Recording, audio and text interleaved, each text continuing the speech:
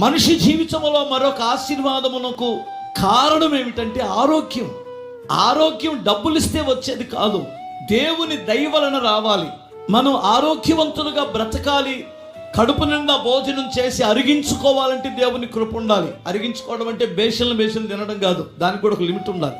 లిమిట్గా నీవు ఎంత చాకిరీ చేస్తావో, ఎన్ని క్యాలరీలు ఖర్చు అవుతున్నాయో దానికి తగినట్లు తిని అరిగించుకోవడం, ఆరోగ్యంగా బ్రతకడం ఆశీర్వాదం. కొన్ని ఇళ్లల్లో చాలా మందికి ఈ మానసికంగా ఎప్పుడైతే దెబ్బతింటారో శారీరకంగా కూడా ఆరోగ్యం ఉండదు.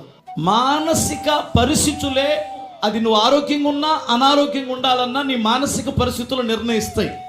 నీ భర్త ఆరోగ్యంగా ఉండాలంటే నువ్వు శాంతిని సమాధానమును పంచాలి. నీ భార్య ఆరోగ్యంగా ఉండాలి అంటే నీవు ఆమెకు ఒక భరోసా, ఒక ప్రశాంతతను ఇవ్వాలి. అప్పుడే నువ్వు ఆరోగ్యంగా, నీ కుటుంబం ఆరోగ్యంగా బ్రతకగలదు.